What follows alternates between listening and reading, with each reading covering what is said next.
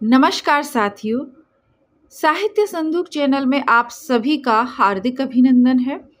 आज हम पढ़ेंगे मुंशी प्रेमचंद की कहानी गिला। गिला, शिकवा, शिकायत, कई नाम इसके हो सकते हैं।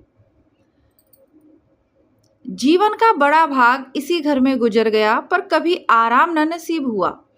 मेरे पति संसार की दृष्टि में बड़े सज्जन, बड़े शिष्ट, बड़े उदार, बड़े सौम्य होंगे, लेकिन जिस पर गुजरती है वही जानता है। संसार को उन लोगों की प्रशंसा करने में आनंद आता है जो अपने घर को भाड़ में झोंक रहे हों और गैरों के पीछे अपना सर्वनाश किए डालते हों। जो प्राणी घर वालों के लिए मरता है उसकी प्रशंसा संसार वाले नहीं करते।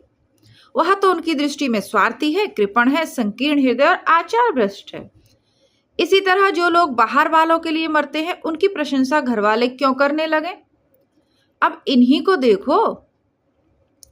सारे दिन, यानी एक कोई महिला है जो अपने पति के स्वभाव का वर्णन यहाँ पर कर रही हैं। अब इन्हीं को देखो, सारे दिन मुझे जलाया करते हैं। मैं पर्दा तो नहीं करती, लेकिन सौदे सुलभ के लिए बाजार जाना बुरा मालूम होता है। और इनका यह हाल है कि चीज मंगवाओ तो ऐसी दुकान से लाएंगे जहां कोई ग्राहक भूलकर भी ना जाता हो। ऐसी दुकान पर ना तो चीज अच्छी मिलती है, ना तोल ठीक होती है और ना ही दाम ही उचित होते हैं। यह दोष ना होते तो वह दुकान बदनाम ही क्यों होती? पर इन्हें ऐसी ही गई बीती दुकानों की चीजें लाने की मर्ज है।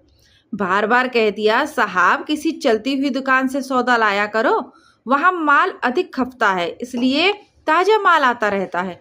पर इनकी तो बनती ही टुटपुंजियों से है और वो इन्हें उल्टे छुरे से मूड़ते हैं। गेहूं लाएंगे तो सारे बाजार का खराब घुना, चावल होगा तो घुना हुआ, ऐसा मोटा कि बैल भी ना पूछे, और दाल में कंकड़ भरे हुए। मनो लकड़ी जला डालो पर क्या मजाल की गले। घी लाएंगे तो आध तेल या 16 आने कोकोजम, और दरअसल तोल में एक छटाक कम। तेल लाएंगे तो मिलावट, बालों में डालो तो चिमट जाएं, पर दाम दे आएंगे शुद्ध आंवले के तेल का। किसी चलती हुई नामी दुकान पर जाते तो इन्हें ऐसे डर लगता है शायद ऊंची दुकान और फीके पकवान के कायल हैं। मेरा अनुभव तो यह है कि नीची दुकान पर ही सड़े पकवान मिलते हैं। अरे एक दिन की बात हो तो बर्दाश्त कर ली जाए, रोज रोज का टंटा न सहा जाता। मैं पूछती हूँ, आखिर आप टुटपुंजियों की दुकान पर जाते ही क्यों हो? क्या उनके पालन पोषण का ठेका तुम्ही ने लिया है? आप फरमाते हैं, मुझे देखकर सबके सब बुलाने लगते हैं। वाह क्या कहना, कितनी दूर की बात कही है। जरा इन्हें बुला लिया और खुशामद के 2 शब्द सुना दिए, थोड़ी सी स्तुति कर दी, बस आपका मिजाज आसमान पर जा पहुंचा। फिर इन्हें सुधी नहीं रहती कि कूड़ा करकट बांध रहा है या क्या। अरे पूछती हूँ, तुम उस रास्ते से जाते ही क्यों हो? क्यों किसी दूसरे रास्ते से नहीं जाते? ऐसे उठाई गिरों को मुंह ही क्यों लगाते हो? इसका कोई जवाब नहीं। एक चुप 100 बाधाओं को हराती है। यानी ये महिला जितना भी कहती है, इनके पति चुप रहते हैं। एक बार एक गहना बनवाने को दिया। मैं तो महाशय को जानती थी कि इनसे कुछ पूछना व्यर्थ समझा। अपने पहचान के एक सोनार को बुला रही थी। संयोग से आप भी विराजमान थे। बोले, यह संप्रदाय विश्वास के योग्य नहीं, धोखा खाओगी। मैं एक सुनार को जानता हूँ, मेरे साथ का पढ़ा हुआ है, बरसों साथ साथ खेले, वे मेरे साथ चालबाजी नहीं कर सकता। मैंने भी समझा कि जब इनका मित्र और वह भी बचपन का, तो कहाँ तक दोस्ती का हक न निभाएगा। सोने का एक आभूषण और 100 रुपए इनके हवाले किए। इस भले मानस ने वह आभूषण और रुपए न जाने किस बेईमान को दे दिए कि वर्षों के झंझट के बाद भी जब चीज बनकर आई तो 8 आने तांबा और इतनी भद्दी के देखकर घिन लगती थी। बरसों की अभिलाषा धूल में मिल गई, रो पीट कर बैठी रही। ऐसे ऐसे वफादार तो इनके मित्र हैं जिन्हें मित्र की गर्दन पर छुरी फेरने पर भी संकोच नहीं। इनकी दोस्ती भी उन्हीं लोगों से है जो जमाने भर के जट्टू, गृहकट, लंगोटी में फाक खेलने वाले फाके मस्त हैं, जिनका उद्यम ही इन जैसे आंख के अंधों से दोस्ती गांठना है। नित्य ही एक ना एक महाशय उधार मांगने के लिए सिर पर सवार रहते हैं और बिना लिए गला नहीं छोड़ते। मगर ऐसा कभी ना हुआ कि किसी ने भी इनके रुपए चुकाए हों। अरे आदमी एक बार खोकर सीखता है, 2 बार खोकर सीखता है, परंतु यह भले मानस 1000 बार खोकर भी नहीं सीखते। जब कहती हूँ कि रुपए तो दे आए, मांग क्यों नहीं लाते? क्या मर गए तुम्हारे वह दोस्त? तो बस बगले झाँक कर रह जाते हैं। आपसे मित्रों को सूखा जवाब नहीं दिया जाता। ये खैर ना दो। मैं भी नहीं कहती कि दोस्तों से बेमुरौवती करो, मगर चिकनी चुपड़ी बातें तो बना सकते हो, बहाने तो कर सकते हो। किसी मित्र ने रुपए मांगे और आपके सिर पर बोझ पड़ा, बेचारे कैसे इनकार करें? आखिर लोग जान जाएंगे कि नहीं कि यह माशाही भी खुखल ही हैं। इनकी हविस यह है कि दुनिया इन्हें संपन्न समझती रहे, चाहे मेरे गहने ही क्यों ना गिरव रखने पड़े। सच कहती हूँ, कभी कभी तो एक एक पैसे की तंगी हो जाती है, और इन भले आदमी को रुपए जैसे घर में काटते हैं। जब तक रुपए के बारे बारे न्यारे बारे न कर लें, इन्हें चैन नहीं। इनकी करतूत कहाँ तक गाऊं, मेरी तो नाक में दम आ गया है। एक ना एक मेहमान रोज यमराज की भांति सिर पर सवार रहते हैं। न जाने कहाँ से बेफिक्रे इनके मित्र हैं, कोई कहीं से आकर मरता और कोई कहीं से। घर क्या है, अपाहिजों का अड्डा है। जरा सा तो घर, मुश्किल से 2 पलंग, ओढ़ना बिछोना भी फालतू नहीं, मगर आप हैं कि मित्रों को निमंत्रण देने को तैयार। अरे आप तो अतिथि के साथ लेटेंगे, इसलिए इन्हें चारपाई भी चाहिए, ओढ़ना बिछोना भी चाहिए, नहीं तो घर का पर्दा खुल जाता है मेरे बच्चों के सिर। गर्मियों में तो खैर कोई मुजायका नहीं, लेकिन जाड़ों में तो ईश्वर ही याद आते हैं। गर्मियों में भी खुली छत पर तो मेहमानों का अधिकार हो जाता है। अब मैं बच्चों को लिए पिंजड़े में पड़ी फड़फड़ाया करूं। इन्हें इतनी समझ भी नहीं कि जब घर की यह दशा है तो क्यों ऐसे मेहमानों को बनाएं जिनके पास कपड़े लत्ते तक नहीं, क्यों बुलाएं? ईश्वर की दया से इनके सभी मित्र इसी श्रेणी के हैं। एक भी ऐसा माई का लाल नहीं जो समय पड़ने पर धेले से भी इनकी मदद कर सके। 2-1 बार महाशय को इसका अनुभव, अत्यंत कटु अनुभव हो चुका है, मगर इस जड़ भरत ने जैसे आंखें न खोलने की कसम खा ली है। ऐसे ही दरिद्र भट्टाचार्यों से इनकी पटती है। शहर में इतने लक्ष्मी के पुत्र हैं, पर आपका किसी से परिचय नहीं। उनके पास जाते इनकी आत्मा दुखती है। दोस्ती गांठेंगे ऐसों से जिनके घर में खाने का ठिकाना नहीं। एक बार हमारा कहार छोड़कर चला गया और कई दिन तक कोई दूसरा कहार ना मिला। किसी चतुर और कुशल कहार की तलाश में थी, किंतु आपको जल्द से जल्द कोई आदमी रख लेने की धुन सवार हो गई। घर के सारे काम पूर्ववत चल रहे थे, पर आपको मालूम हो रहा था कि गाड़ी रुकी हुई है। मेरे झूठे बर्तन मांजना और अपना साग भाजी के लिए बाजार जाना इनके लिए असहाय हो उठा।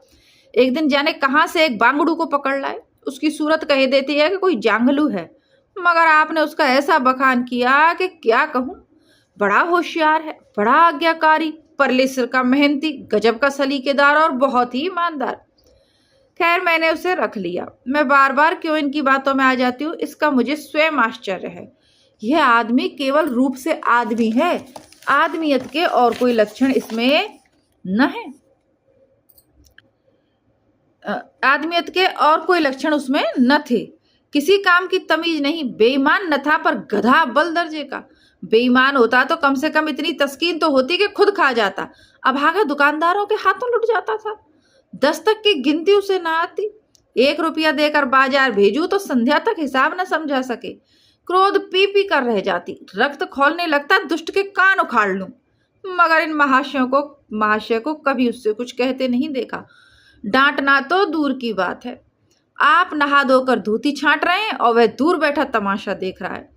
मैं तो बच्चा का खून पी जाती, लेकिन इन्हें जरा भी गम नहीं। जब मेरे डांटने पर धोती छांटने भी जाता तो आप उसे समीप न आने देते, बस दोषों का गुड़ बनाकर दिखाया करते थे और इस प्रयास में सफल ना होते तो दोषों पर पर्दा डाल देते थे। मूर्ख को झाड़ू लगाने की तमीज न थी। मर्दाना कमरा तो सारे घर में ढंग का एक कमरा है, उसमें झाड़ू लगाता तो इधर की चीज उधर, ऊपर की नीचे, मानो कमरे में भूकंप आ गया है। और गर्द की तो यह हाल कि सांस लेना कठिन, पर आप शांतिपूर्वक कमरे में बैठे हैं जैसे कोई बात ही नहीं। एक दिन मैंने उसे खूब डांटा, कल से ठीक ठाक झाड़ू ना लगाई तो कान पकड़ कर निकाल दूंगी। सवेरे सोकर उठी तो देखती हूँ कमरे में झाड़ू लगी हुई है, हर एक चीज करीने से रखी हुई है। गर्द गुबार का तो नाम तक नहीं। मैं चकित होकर देखने लगी तो आप हंसकर बोले, देखती क्या हो, आज घूरे ने बड़े सवेरे उठकर झाड़ू लगाई है। मैंने समझा दिया, तुम ढंग तो बताती नहीं हो और उल्टे डांटने लगती हो। मैंने समझा, खैर दुष्ट ने कम से कम एक काम तो सलीके से किया, अब रोज कमरा साफ सुथरा मिलता। घूरे मेरी दृष्टि में विश्वासी बनने लगा। संयोग की बात, एक दिन मैं जरा मामूली सी सुबह सवेरे जल्दी उठ बैठी और कमरे में आई तो क्या देखती हूँ कि घूरे तो द्वार पर खड़ा है और आप तन मन से कमरे की झाड़ू लगा रहे हैं। मेरी आंखों में खून उतर आया। उनके हाथ से झाड़ू छीनकर घूरे के सिर पर जमा दी। हरामखोर को उसी दम घर से बाहर निकाल दिया। आप फरमाने लगे, अरे उसका महीना तो चुका दो, बाहरी समझ, एक तो काम ना करे, उस पर आंखें दिखाए और उस पर पूरी मजूरी भी चुका दूं। मैंने एक कौड़ी भी न दी। एक कुर्ता दिया था वह भी छीन लिया। इस पर जड़ भरत महाशय मुझसे कई दिन रूठे रहे। घर छोड़कर भागे जाते थे, बड़ी मुश्किलों से रुके। ऐसे ऐसे भोंदू भी संसार में पड़े हुए हैं। मैं ना होती तो शायद अब तक इन्हें किसी ने बाजार में बेच दिया होता। एक दिन मेहतर ने उतारे कपड़ों का सवाल किया। इस बेकारी के जमाने में फालतू कपड़े तो शायद पुलिस वालों या रईसों के घर में हो, मेरे घर में तो जरूरी कपड़े भी काफी नहीं। आपका वस्त्रालय एक बक्ची में आ जाएगा जो डाक के पार्सल से कहीं भी भेजा जा सकता है। फिर इस साल जाड़ों में कपड़े बनवाने की नौबत ना आई। पैसे नजर नहीं आते थे तो कपड़े कहाँ से बने। मैंने मेहतर को साफ जवाब दे दिया। कड़ाके का जाड़ा पड़ रहा था, इसका अनुभव मुझे कम न था। गरीबों पर क्या बीत रही है इसका भी मुझे ज्ञान था, लेकिन मेरे या आपके पास खेद के सिवाय इसका और क्या इलाज है। जब तक समाज का यह संगठन है ऐसी शिकायतें पैदा होती रहेंगी। जब एक एक अमीर और रईस के पास एक एक मालगाड़ी कपड़ों से भरी हुई है, तब फिर निर्धनों को क्यों ना नग्नता का कष्ट उठाना पड़े। खैर मैंने तो मेहतर को जवाब दे दिया। आपने क्या किया कि अपना कोट उतारकर उसको भेंट कर दिया। मेरी देह में आग लग गई। इतनी दानशील नहीं हूं कि दूसरों को खिलाकर आप सो रहूं। देवता के पास यही एक कोट था, आपको इसकी जरा भी चिंता नहीं हुई कि पहनेंगे क्या। यश के लोभ ने जैसे बुद्धि ही हर ली। आप कई दिन सर्दी से ठिठुरते रहे, प्रातःकाल घूमने जाया करते थे, वह बंद हो गया। ईश्वर ने उन्हें हृदय भी एक विचित्र प्रकार का दिया है। फटे पुराने कपड़े पहनते आपको जरा भी संकोच नहीं होता। मैं तो लाज के मारे गड़ जाती हूँ, पर आपको जरा फिक्र नहीं। कोई हंसता है तो हंसे आपकी बला से। अंत में जब मुझसे न देखा गया तो एक कोट बनवा दिया। जी तो जलता था कि खूब सर्दी खाने दूं, पर डरी कि कहीं बीमार पड़ जाएं तो और बुरा हो। आखिर काम तो उन्हीं को करना है। महाशय अपने दिल में समझते होंगे कि मैं कितनी विनीत, कितना परोपकारी हूँ। शायद इन्हें इन बातों का गर्व हो। मैं इन्हें परोपकारी नहीं समझती और ना ही विनीत समझती हूँ। यह जड़ता है सीधी सादी निरीहता। जिस मेहतर को आपने अपना कोट दिया, मैंने उसे कई बार रात को शराब के नशे में मस्त झूमता देखा है और आपको भी दिखा दिया है। फिर दूसरों की विवेकहीनता की पुरौती हम क्यों करें। अगर आप विनीत और परोपकारी होते तो घर वालों के प्रति भी तो आपके मन में कुछ उदारता होती, या सारी उदारता बाहर वालों के लिए ही सुरक्षित है। घर वालों को उसका अल्पांश भी न मिलना चाहिए। मेरी इतनी अवस्था बीत गई, पर इस भले आदमी ने कभी हाथों से मुझे एक उपहार न दिया। बेशक मैं जो चीज बाजार से मंगवाऊं से लाने में इन्हें जरा भी आपत्ति नहीं, बिल्कुल उज्र नहीं, मगर रुपए मैं दे दूं यह शर्त है। इन्हें खुद कभी ये उमंग नहीं होती। मैं मानती हूँ कि बेचारे अपने लिए कुछ नहीं लाते, मैं जो कुछ मंगवा दूं उसी पर संतुष्ट हो जाते हैं। मगर आखिर आदमी कभी कभी शौक की चीजें चाहता ही है। अन्य पुरुषों को देखती हूँ, स्त्रियों के लिए तरह तरह के गहने, भांति भांति के कपड़े, शौक श्रृंगार की वस्तुएं लाते रहते हैं। यहाँ इस व्यवहार का निषेध है। बच्चों के लिए भी मिठाइयाँ, खिलौने, बाजे शायद जीवन में एक बार भी न लाए हों। शपथ भी खाली है, इसीलिए तो मैं इन्हें कृपण कहूंगी, अरसिक कहूंगी, हृदय शून्य कहूंगी, उदार तो नहीं कह सकती। दूसरों के साथ इनका जो सेवा भाव है उसका कारण है इनका यश लोभ और व्यवहारिक अज्ञानता। आपके विनय का हाल यह है कि जिस दफ्तर में आप नौकर हैं उसके किसी अधिकारी से आपका मेलजोल नहीं। अफसरों को सलाम करना तो आपकी नीति के विरुद्ध है। नजर या डाली तो दूर की बात है। और तो और कभी किसी अफसर के घर नहीं जाते। इसका खामियाजा आप ना उठाएं तो कौन उठाए। औरों को रियायती छुट्टी मिलती है, आपका वेतन कटता है। औरों की तरक्की होती है, आपको कोई पूछता भी नहीं। हाजिरी में 5 मिनट भी देर हो जाए तो जवाब पूछा जाता है। बेचारे जी तोड़कर काम करते हैं और कोई बड़ा कठिन काम आ जाता है तो इन्हीं के सिर मड़ा जाता है, पर इन्हें जरा भी आपत्ति नहीं। दफ्तर में इन्हें घिस्सू पिस्सू आदि उपाधियां मिली हुई हैं, मगर पड़ाव कितना ही बड़ा मारे, इनके भाग्य में वही सूखी घास लिखी है। यह विनय नहीं, स्वाधीन मनोवृत्ति भी नहीं, मैं तो इसे समय चातुरी का अभाव कहती हूँ, व्यवहारिक ज्ञान की क्षति कहती हूँ। आखिर कोई अफसर आपसे क्यों प्रसन्न हो? इसलिए कि आप बड़े मेहनती हैं। हर दुनिया का काम मुरावत और रवादारी से चलता है। अगर हम किसी से खिंचे रहते हैं तो क्या कारण नहीं है कि वह भी हमसे खिंचा रहे। फिर जब मन में क्षोभ होता है तो वह दफ्तरी व्यवहारों में भी प्रकट हो ही जाता है। जो मातहत अफसर को प्रसन्न रखने की चेष्टा करता है, जिसकी जात से अफसरों का कोई व्यक्तिगत उपकार होता है, जिस पर वह विश्वास कर सकता है, उसका लिहाज वह स्वभावतः करता है। ऐसे सिरागियों से क्यों किसी को सहानुभूति होने लगी? अफसर भी तो मनुष्य है। उसके हृदय में जो सम्मान और विशिष्टता की कामना है वह कहाँ पूरी हो? जब अधीनस्थ कर्मचारी ही उससे फिरंट रहे तो क्या उसके अफसर उसे सलाम करने आएंगे? अरे आपने जहां नौकरी की है वहां से निकाले गए या कार्याधिक्य के कारण छोड़ बैठे, आपको कुटुंब सेवा का दावा है। आपके कई भाई भतीजे होते हैं, वह कभी इनकी बात भी नहीं पूछते, आप बराबर उनका मुंह ताकते रहते हैं। इनके एक भाई साहब आजकल तहसीलदार हैं, घर की मिल्कियत उन्हीं की निगरानी में है, वह ठाठ से रहते हैं।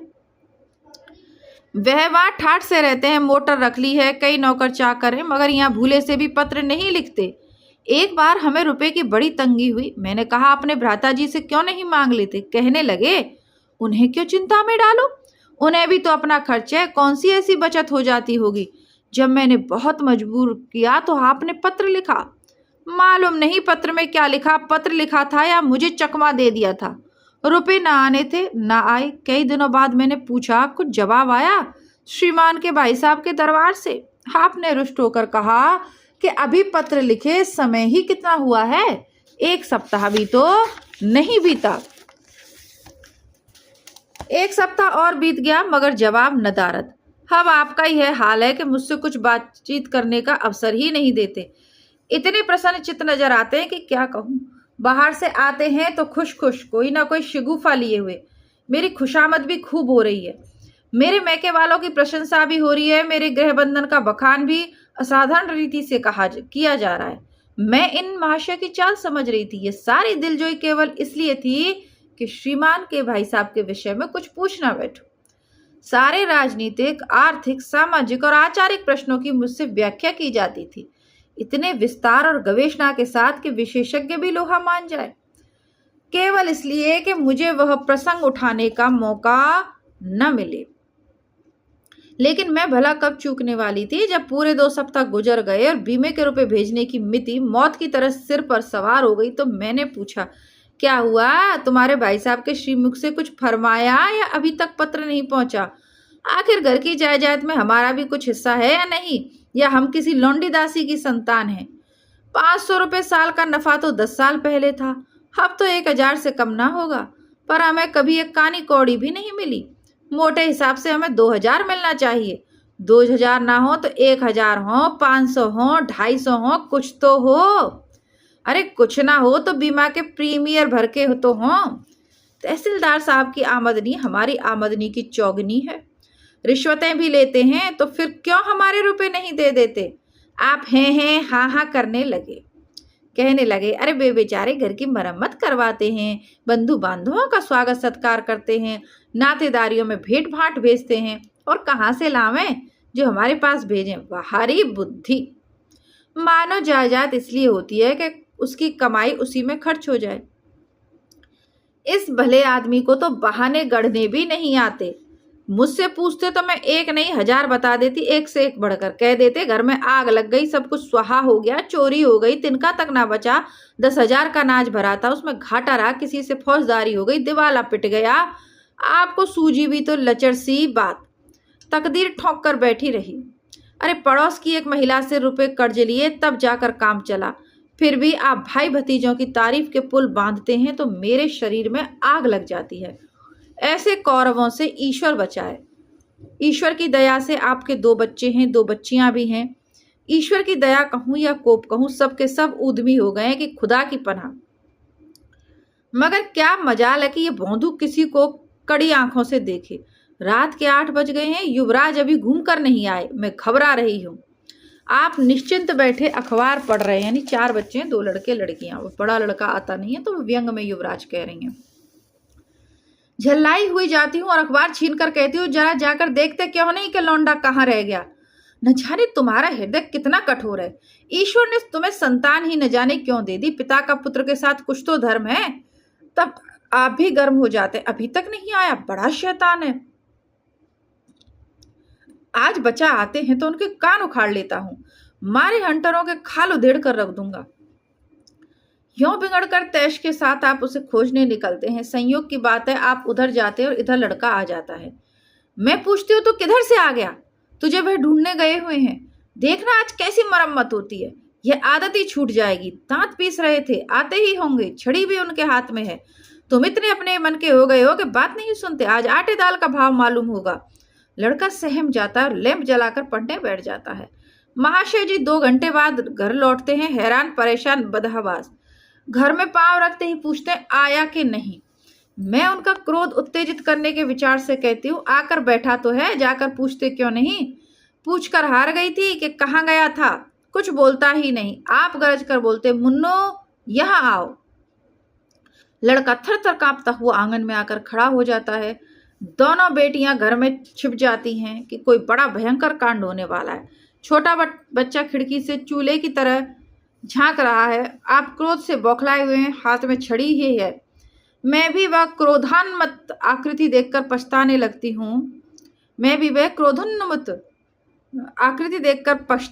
हूँ। कि कहाँ इनसे शिकायत की। आप लड़के के पास जाते हैं, मगर छड़ी जमाने के बदले आहिस्ते से उसके कंधे पर हाथ रखकर बनावटी क्रोध से कहते हैं, तुम कहाँ गए थे जी? मना किया जाता है, मानते नहीं हो। खबरदार, जो अब कभी इतनी देर होगी। आदमी शाम को घर चला आता है या मटर गश्ती करता है। मैं समझ रही हूँ कि यह भूमिका है, विषय अब आएगा। भूमिका तो बुरी नहीं, लेकिन यहाँ तो भूमिका पर ही इति हो गई। बस आपका क्रोध शांत हो गया, बिल्कुल जैसे क्वार की घटा घेरे गार हुआ। काले बादल आए, गड़गड़ाहट हुई और गिरी क्या 4 बूंदे। लड़का अपने कमरे में चला जाता है और शायद खुशी से नाचने लगता है। मैं पराभूत होकर कहती हूँ, तुम तो जैसे डर गए, भला 2-4 तमाचे लगा दिए होते हैं। इसी तरह से तो लड़के शेर हो जाते हैं। आप फरमाते हैं, तुमने सुना नहीं मैंने कितना जोर से डांटा? बच्चा की जान ही निकल गई होगी। देख लेना जो फिर कभी देर में आए। तुमने डांटा तो नहीं, हाँ आंसू पोंछ दिए। तो कहते, तुमने मेरी डांट नहीं सुनी? क्या कहना, वाह क्या कहना आपकी डांट का। लोगों के कान बहरे हो गए। लाओ तुम्हारा गला सहला दूं। आपने एक नया सिद्धांत निकाला है कि दंड देने से लड़के खराब हो जाते हैं। आपके विचार से लड़कों को आजाद रहना चाहिए। उन पर किसी का बंधन, शासन या दबाव नहीं होना चाहिए। आपके मत से शासन बालकों के मानसिक विकास में बाधक होता है। इसी का यह फल है कि लड़के बेनकेल के ऊंट बने हुए हैं। कोई 1 मिनट भी किताब खोलकर नहीं बैठता। कभी गुल्ली डंडा है, कभी गोलियां, कभी कनकौवे। श्रीमान भी लड़कों के साथ खेलते हैं। 40 साल की उम्र और लड़कपन इतना। मेरे पिताजी के सामने मजाल थी कि कोई लड़का कनकौवा उड़ा ले, गिल्ली डंडा खेल ले। खून पी जाते। प्रातःकाल से लड़कों को लेकर बैठ जाते थे। स्कूल से ज्यों ही लड़के आते फिर ले बैठते थे। बस संध्या समय आधे घंटे की छुट्टी देते थे, रात को फिर जोत देते। यही नहीं कि आप तो अखबार पढ़ा करें और लड़के गली गली भटकते फिरें। कभी कभी आप सींग कटाकर बछड़े बन जाते हैं, लड़कों के साथ ताश खेलने बैठा करते हैं। ऐसे बाप का भला लड़कों पर क्या रोब हो सकता है। पिताजी के सामने मेरे भाई सीधे ताक नहीं सकते थे। उनकी आवाज सुनते ही तहलका मच जाता था।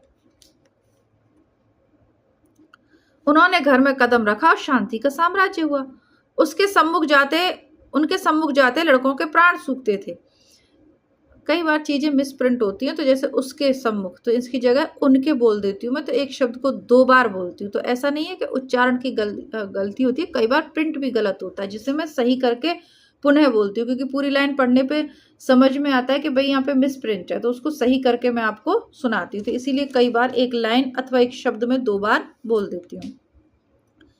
आप सभी लोग जो अब तक इस कहानी को सुन रहे हैं कृपया करके प्लेलिस्ट चेक करिएगा। प्लेलिस्ट में हिंदी साहित्य की बेहतरीन रचनाएं आपके लिए उपलब्ध हैं। हिंदी प्रतियोगी परीक्षाओं की तैयारी कर रहे हैं तो हमारा चैनल है हिंदी नेटशाला, उसकी प्लेलिस्ट चेक करिए। वहां भी आपको प्रतियोगी परीक्षाओं में शामिल किताबें, रचनाएं, निबंध, नाटक, उपन्यास, कहानियां, प्रैक्टिस सेट, पुराने पेपर सब कुछ उपलब्ध है। कृपया कर चैनल को सब्सक्राइब करें, वीडियो को लाइक और शेयर अवश्य करें। उसी शासन की बरकत यह है कि सभी लड़के अच्छे अच्छे पदों पर पहुंच गए। हाँ, स्वास्थ्य किसी का अच्छा नहीं है तो पिताजी का ही स्वास्थ्य कौन बड़ा अच्छा था। बेचारे हमेशा किसी न किसी औषधि का सेवन करते रहते थे। और क्या कहूं, एक दिन तो हद हो गई। श्रीमान जी लड़कों को कनकोवा उड़ाने का शिक्षा दे रहे थे। यूं घुमाओ, यूं गोता दो, यूं खींचो, यूं ढील दो।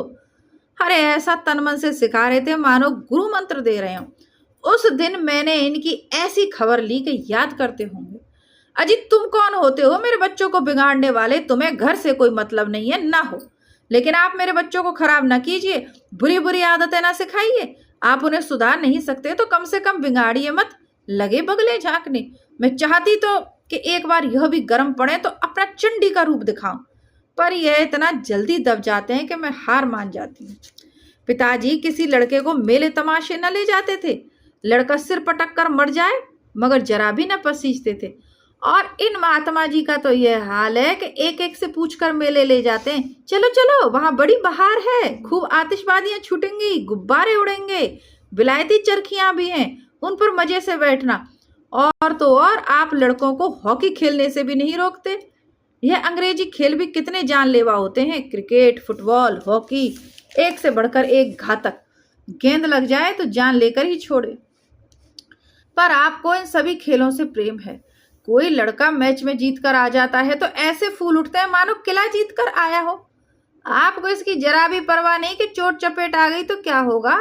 अरे हाथ पांव टूट गए तो बेचारों की जिंदगी कैसे पार लगेगी। पिछले साल कन्या का विवाह था। आपको जिद थी कि दहेज के नाम पर कानी कौड़ी भी न देंगे, चाहे कन्या आजीवन कुंवारी बैठी रहे। यहाँ भी आपका आदर्शवाद आखूदा। समाज के नेताओं का छल प्रपंच आए दिन देखते रहते हैं, फिर भी आपकी आंख नहीं खुलती। जब तक समाज की यह व्यवस्था कायम है कि युवती कन्या का अविवाहित रहना निंदास्पद है, तब तक यह प्रथा मिटने की नहीं। दो चार ऐसे व्यक्ति भले ही निकल आवे जो दहेज के लिए हाथ न फैलावे, लेकिन इसका परिस्थिति पर कोई असर नहीं पड़ता और कुप्रथा ज्यों की त्यों बनी रहती है। पैसों की तो कमी नहीं, दहेज की बुराइयों पर लेक्चर दे सकते हैं, लेकिन मिलते हुए दहेज को छोड़ देने वाला मैंने आज तक ना देखा। जब लड़कों की तरह लड़कियों की शिक्षा और जीविका की सुविधाएं निकल आएंगी तो यह प्रथा भी विदा हो जाएगी, उसके पहले संभव नहीं। मैंने जहां जहां संदेश भेजा दहेज का प्रश्न उठ खड़ा हुआ और आपने प्रत्येक अवसर पर टांग अड़ाई। जब तक इस तरह एक साल पूरा गुजर गया और कन्या को 17वां लग गया तो मैंने एक जगह बात पक्की कर ली। आपने भी स्वीकार कर लिया, क्योंकि वर पक्ष ने लेन देन का प्रश्न उठाया ही नहीं। हालांकि अंतःकरण में उन लोगों को पूरा विश्वास था कि अच्छी रकम मिलेगी और मैंने भी तय कर लिया था कि यथाशक्ति कोई बात उठा न रखूंगी। विवाह के सकुशल होने में कोई संदेह न था, लेकिन इन महाशय के आगे मेरी एक न चली। यह प्रथा निंद है, यह प्रथा निरर्थक है। यहाँ रुपयों की क्या जरूरत, यहाँ गीतों का क्या काम। नाक में दम था। यह क्यों, वह क्यों, यह तो साफ दहेज है। तुमने मेरे मुंह पे कालिख लगा दी, मेरी आबरू मिटा दी। जरा सोचिए इस परिस्थिति को कि बारात द्वार पर खड़ी हुई है और बात बात पर शास्त्रार्थ हो रहा है। विवाह का मुहूर्त आधी रात के बाद था। प्रथा अनुसार मैंने व्रत रखा, किंतु आपको टेकती के व्रत की कोई जरूरत नहीं। जब लड़के के माता पिता व्रत नहीं रखते तब लड़की के माता पिता क्यों रखेंगे। मैं और सारा खानदान मनाता रहा, लेकिन आपने नाश्ता किया, भोजन किया। खैर सारा खानदान मना करते रहे। खैर कन्यादान का मुहूर्त आया। आप सदैव से ही इस प्रथा के विरोधी हैं। आप इसे निषिद्ध समझते हैं। कन्या क्या दान की वस्तु है? दान रुपए पैसे जगह जमीन का हो सकता है, पशुदान भी होता है, लेकिन लड़की का दान एक लचर सी बात है। कितना समझाती हूँ, पुरानी प्रथा है, वेद काल से होती चली आती है। शास्त्रों में इसकी व्यवस्था है, संबंधी समझा रहे हैं, पंडित समझा रहा है, पर आप हैं कि कान पर जूं नहीं रेंगती। हाथ जोड़ती हूँ, पैरों पड़ती हूँ, गिड़गिड़ाती हूँ, लेकिन मंडप के नीचे ना गए। और मजा यह है कि आपने ही तो यह अनर्थ किया और आप ही मुझसे रूठ और गए। विवाह के पश्चात महीनों तक बोलचाल ना रही। झक मारकर मुझी को मनाना पड़ा, झक मारकर मुझी को मानना पड़ा। अब देखिए लास्ट पैराग्राफ है। आपने इतना सब कुछ अवगुणों को सुना, अपने पति के अवगुणों का बखान एक भारतीय स्त्री कर रही है। अब अंत देखिए आप, बड़ा मजेदार है। किंतु सबसे बड़ी विडंबना है कि इन सारे दुर्गुणों के होते हुए भी मैं इनसे एक दिन भी पृथक नहीं रह सकती, एक क्षण का वियोग नहीं सह सकती। इन सारे दोषों पर भी मुझे इनसे प्रगाढ़ प्रेम है। इनमें ये कौन सा गुण है जिस पर मैं मुग्ध हूं, मैं खुद नहीं जानती, पर इनमें कोई बात ऐसी है जो मुझे इनकी चेरी बनाए हुए है। वह जरा मामूली सी देर से घर आते हैं तो प्राण नहों में समा जाते हैं। आज यदि विधाता इनके बदले मुझे कोई विद्या, बुद्धि का पुतला, रूप और धन का देवता भी दे तो मैं उसकी ओर आंखें उठाकर न देखूं। यह धर्म की बेड़ी नहीं है, कदापि नहीं, प्रथागत पातिव्रत भी नहीं, बल्कि हम दोनों की प्रकृति में कुछ ऐसी समताएं, व्यवस्थाएं उत्पन्न हो गई हैं मानो किसी मशीन के कल पुर्जे घिस घिसाकर फिट हो गए हों और एक पुर्जे की जगह दूसरा पुर्जा काम ना दे सके, चाहे वह पहले से कितना ही सुडौल, नया और सुदृढ़ क्यों ना हो। जाने हुए रास्ते से हम निशंक आंखें बंद किए चले जाते हैं। उसके ऊंच नीच, मोड़, घुमाव सब हमारी आंखों में समाये हुए हैं। अनजान रास्ते पर चलना कितना कष्टप्रद होगा। शायद आज मैं इनके दोषों को गुणों से बदलने पर भी तैयार ना होंगी। और यह है पूरी कहानी गिला। इसी के साथ मुंशी प्रेमचंद की यह खूबसूरत, थोड़ी सी कुछ अलग हटके कहानी है जो यहाँ पर समाप्त होती है। कमेंट बॉक्स में ज़रूर बताइएगा आपको कहानी कैसी लगी। इसी तरीके की रोचक कहानियाँ सुनने के लिए हमारे इस चैनल से जुड़े रहिए। चैनल को सब्सक्राइब अवश्य करें। सब्सक्राइब ना कर पाए तो चैनल का नाम याद रखें, साहित्य संदूक। इसी साहित्य संदूक से नए नए रत्न प्रतिदिन आपके लिए निकाल कर लाते हैं। कल फिर हमारे संदूक में से एक नया रत्न आपके लिए आएगा। तब तक के लिए नमस्कार, धन्यवाद।